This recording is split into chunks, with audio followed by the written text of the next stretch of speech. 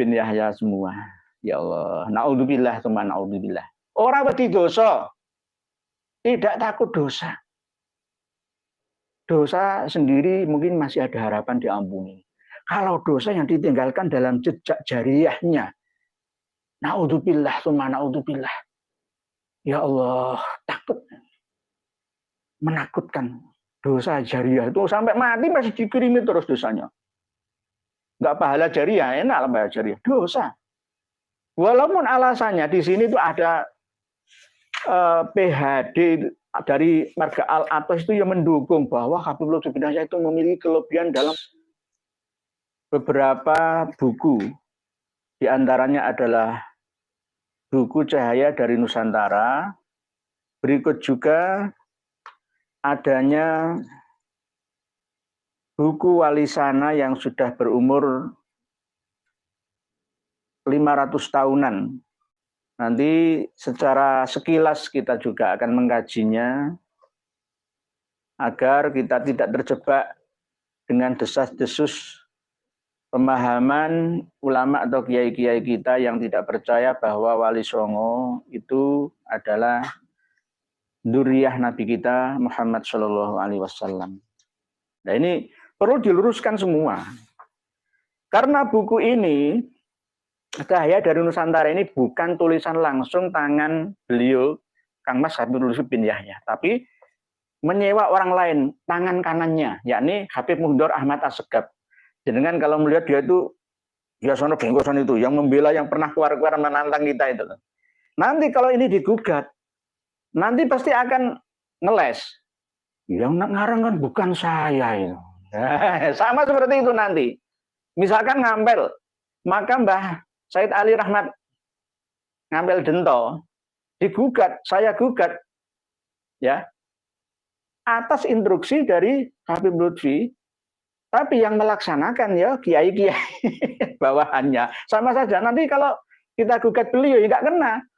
Siapa yang bilang yang saya nggak ikut itu renovasi itu, nggak, itu kan kiai-kiai pengurus makam Sunan Ampel sendiri kan begitu. Lempar batu sembunyi tangan. Lempar batu sembunyi tangan. Ini saya buka halaman 163 dulu. Gak kelihatan guys. Pokoknya saya jujur, saya sampaikan apa adanya. Islam di Nusantara. Tema Islam Nusantara yang diusung dalam Muktamar NU ke-33 di Jombang pada tanggal 1 Agustus 2015. Memicu maraknya perdebatan pro dan kontra, hingga muncul asumsi dan tuduhan sebagai Islam yang anti-Arab. Bertentangan dengan syariat Islam hanya milik satu golongan saja, identik dengan Islam kejawen, dan bahkan ada yang menuduhnya sebagai kedok untuk merusak tatanan moral agama. Maka Ketua PBNU waktu itu, Kiai Haji Said Agil Siraj, membantahnya dengan tegas dan mengatakan bahwa Islam Nusantara bukanlah agama baru dan bukan pula aliran baru. Islam Nusantara adalah pemikiran yang berlandaskan pada sejarah Islam yang masuk ke Indonesia yang tidak melalui peperangan, tetapi melalui kompromi terhadap budaya. Demikian pula dengan Maulana Habib Lutfi bin Yahya yang menjabat sebagai Mustasyar PBNU, juga ikut angkat suara dan membantah fitnah dan tuduhan miring tersebut. Beliau mengatakan, dengarkan baik-baik nih. Islam Nusantara adalah ajaran Islam yang dibawa ke Nusantara oleh para ulama dari kalangan Ahlul Bait, keturunan baginda Nabi Shallallahu Alaihi Wasallam yang berasal dari ajaran Imam Ahmad Al-Muhajir bin Isa bin Muhammad bin Ali Al-Uraidi bin Ja'far Shadiq bin Muhammad Al-Bakir bin Ali Zainal Abidin bin Sayyidina Husain bin Ali bin Abi Thalib. Ini loh, ini mengecoh kita. Dan para pengikut Torekoh yang biat di sana, ya percaya saja. Bahkan sekelas Les Bumi pada waktu itu 2022 yang lalu, ya percaya 100% apa yang dikatakan ini, percaya isinya. Jadi ajaran Islam Nusantara ini dibawa oleh kalangan Ahlul Bait dari keturunan Imam Ahmad Al-Muhajir, Ahmad Al-Abah, Ahmad An-Nafat yang kita bahas selama ini dulu. Ya Habib, ya pasti Habib. Habib. Imam Ahmad Al-Muhajir semenjak abad ke-7 Hijriah. Dasarnya dari mana? Ini loh, kalau nggak percaya. Imam Ahmad Al-Muhajir semenjak abad 7 Hijriah lah. Wong Imam Ahmad Al-Muhajir itu wafatnya tahun 345 Hijriah. Abad 4 itu sudah meninggal dunia. Kok mulai abad 7 Hijriah di Hadramaut Yaman menganut paham Syafi'i, mazhab Syafi'i, ngapusi. Ngapusi. Ini nggak tahu sejarah. Ya. Ngawuriyah torekohnya. Alawiyah, Ngawuriyah. Kang Mas Muhdor Ahmad Asgaf cabut lagi buku ini. Ini buku sesat dan menyesatkan ummah. Imam Ahmad Al-Muhajir semenjak abad ke-7 Hijriah di Hadramaut Yaman. Siapa abad 7 Hijriah ini? Coba belajar sejarah dulu. Ya. Sudah dinasihati oleh Kiai Haji Mahyudin Utsman kepada Kang Mas Muhdor bin Muhammad bin Soleh Al-Hamid Tanggul. Lebih baik diam lisan atau diam tangan. Nggak usah nulis, nggak usah mengucapkan. Kalau nggak hati-hati berdasarkan referensi. Belajar sejarah, belajar ilmu nasab dululah. Gitu loh.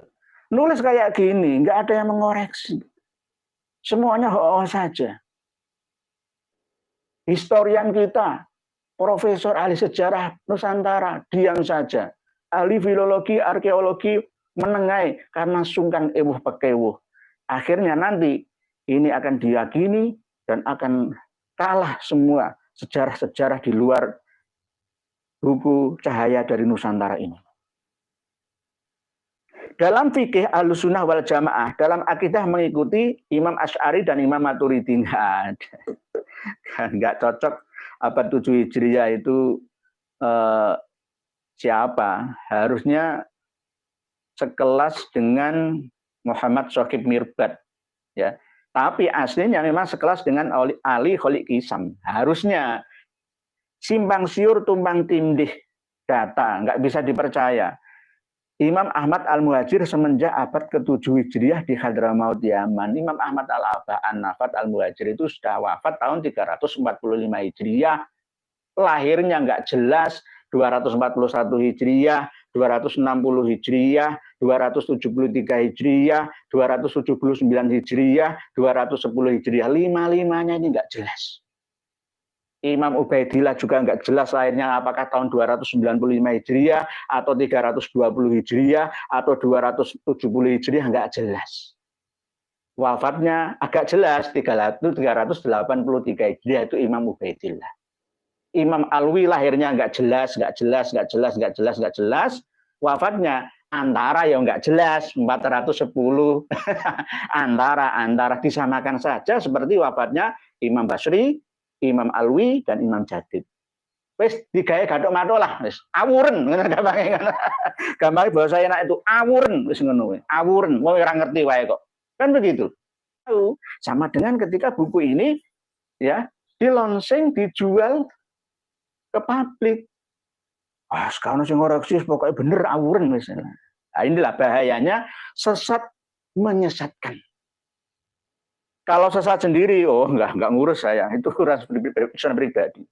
Kalau menyesatkan ummah itu urusan kita. Di Hadramaut akidah Al-Muhajir itu Sunni, Syafi'i, ngapusi. Terus berkembang sampai sekarang dan Hadramaut menjadi kiblat kaum Sunni yang ideal. Nah, ini loh. Nanti kiblat kita tidak di Universitas Al-Azhar Kairo Mesir, tidak di Maroko, tidak di Yordania, Suriah, Arab Saudi, tidak di Irak, tapi di Hadramaut. Khususnya ada dua di Universitas Al-Ahqaf di Mukalla dan Universitas Darul Mustafa di Tarim. Ya, rujukannya nanti ke situ. Saya tuh melihat semua foto-fotonya Kang Mas Fahru Rozi itu kerjasama dengan Habib Umar bin Khattab itu saya lihat. Mata saya itu ada lebih dari 2. Mohon maaf, ini guyon. Dan Hadramaut menjadi kiblat kaum Sunni yang ideal karena kemutawatiran sanad serta kemurnian agama dan akidahnya. Dari Hadramaut Yaman, anak cucu Imam Al-Muhajir menjadi pelopor dakwah Islam hingga sampai ke ufuk timur seperti ke daratan India, Kepulauan Melayu, dan termasuk juga Indonesia. Mereka berdakwah mengenalkan kalimat syahadat dengan pendekatan budaya. Iki wali songo, dudu Pak Alawi, tapi diakui Pak Alawi iki lho, ngene iki lho jenenge. Kurang syukure, kurang terimane, serakah apa wae, dimplok ae. Seperti pementasan wayang. Ono Mbak Alawi wayangan. Ayo. Wes ceken. Ono Mbak Alawi wayangan. Ono Al-Irsyad wayangan, wong wayangan haram dari Al-Irsyad. Dari Salawi Wahabi. Ya. Iya. Tari Zafin itu malah justru haram. Tari Zafin itu kalau Zafin Melayu itu mungkin sudah digubah dari Zafin Yahudi ya ke Islami. Tapi kalau yang tari-tari Zafin ala Habib Alawi ini masih setengah murni. Setengah murni dengan Yahudi dan itu. Persis tariannya itu. Nanti kalau orang-orang Nusantara kepengen bahagia ya dengan joget-joget, haram. Haram itu. Tapi kalau dia sendiri joget-joget halal. Ini tarian syar'i. Boleh tarian syar'i ini. Padahal man tasyabbaha biqaumin fa huwa minhum. Wes. Jadi wayang barang itu milik Mbah Alawi coba. Pementasan wayang pada Mbah Sunan Kali. Ya. Wayang itu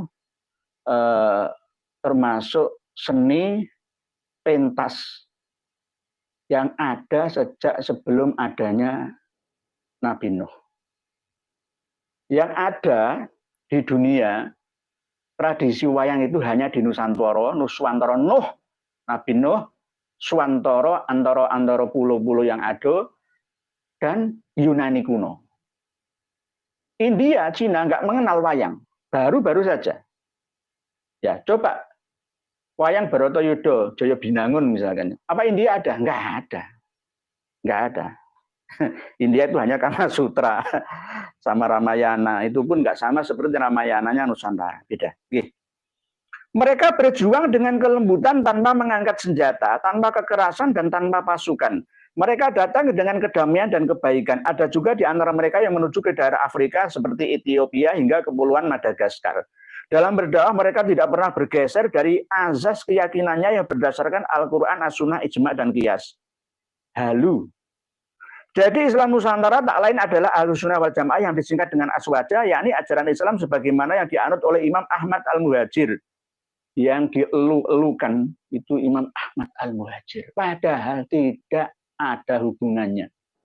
Hanya nyantol saja. Yang bermadzhab Syafi'i dan yang dibawa oleh para wali songo di Nusantara. Tahlilan, diakoni mana? Rotiban, nggak kenal rotiban. Wali songo nggak kenal rotiban. Yang ada itu adalah sekedar doa rutinan. Ya, nanti rotiban Al-Haddad. Mauludan, jelas ada. Wali songo mauludan berjanjinan, dibaan, sorofil anaman, azaban, nazoman, ya nggak ada sing tudurot, belum lahir tudurot. Ziarah kubur, diakoni mana? Haul diakoni mana? Peringatan Saban, peringatan Zulquran, diakoni mana? Ngene Pak Alawi kabeh, ya. Ya. Di antara amaliyah Ahlussunnah wal Jamaah khas Indonesia atau khas Nusantara yang dibawa oleh para habib. Wes. Ini kalau saya teruskan ke sini, nanti lebih panjang lagi. Tidak hanya ini saja. Wah, termasuk makam-makam itu. Makam-makam. Di sini juga disebutkan, diakui sendiri. Seperti KRT Sumodiningrat antara Lampir Kidul Semarang dan Jejeran Bantul Yogyakarta itu. Ya, ini buktinya lagi. Bukti yang sangat-sangat tidak bisa dibantah lagi. Banyak membangun makam. Nah, ini halaman 237. Banyak membangun makam. Nek makam pahlawan ini apa-apa aslinya nggih, di tempat TMP, Taman Makam Pahlawan setiap kabupaten kan ada itu. Bangun nggak apa-apa. Tapi yang penting terbuka. Mesti dijungkup-jungkup. Cukup banyak makam para wali yang telah dibangun atau direnovasi oleh Maulana Habib Lutfi bin Yahya di Nusantara ini. Makam para wali di Kota Pekalongan, 23 makam yang bukan makam wali atau makam Habib Ba'alawi di Pekalongan itu sudah diba'alawikan, dihabibkan. Keliling ke seluruh Pekalongan. Itu masih hitungan kasaran. Hitungan secara keseluruhan, wah lebih banyak lagi. Itu di Pekalongan saja. Belum di Pemalang, belum di Batang, ya, belum sampai Tegal, ya, belum sampai Weleri, ya ini sampai jajah ke Semarang. Telah dibangun, direnovasi, ya, di antaranya adalah makam Abu Bakar bin Toha bin Yahya. Yahyaisasi. Kayu geritan Kajen Pekalongan. Jadi Kajen itu ada dua. Nek Kayen beda. Kayen itu Pati, Jawa Tengah. Tapi kalau Kajen itu ada Margoyoso Pati, ada Kajen Pekalongan. Beda huruf J dan Y. Kayen. Nek di Kediri itu juga ada Kayen. Kediri ada Kayen. Ya. Makam Bahasan Surgi Jatikusumo Kedungdowo Paskaran Batang. Makam Sayyidah Fatimah Randu Songo Wetan Brebes dan lain-lain. Selain itu, Habib Lutfi juga telah membangun dan merenovasi beberapa makam yang berada di kota lain di Pulau Jawa ini, seperti diantaranya makam Habib Umar bin Toha, Indramayu, Jawa Barat, makam Habib Toha bin Hasan bin Yahya. Nah ini, Ciledug, Cirebon, Jawa Barat. Ciledug itu juga ada banyak. Ciledug, Cirebon, dan Ciledug, Jakarta. Itu ada juga. Makam Habib Toha bin Hasan bin Yahya, Ciledug, Habib. Makam Habib Hasan bin Toha bin Yahya Singobarong ini loh, KRT Sumodiningrat ini. Sumodiningratnya sekarang disembunyikan, tapi Singobarong. Singobarong itu singo itu pemberani, barong itu sing besar, yang mempunyai sifat pemberani yang sangat besar. Nah, KRT Sumodiningrat. Tapi jarene Habib Lutfi Habib Hasan bin Toha bin Yahya Singobarong, Semarang, Jawa Tengah, yang tak lain merupakan menantu dari Hamengkubuwono II. Ngapusi.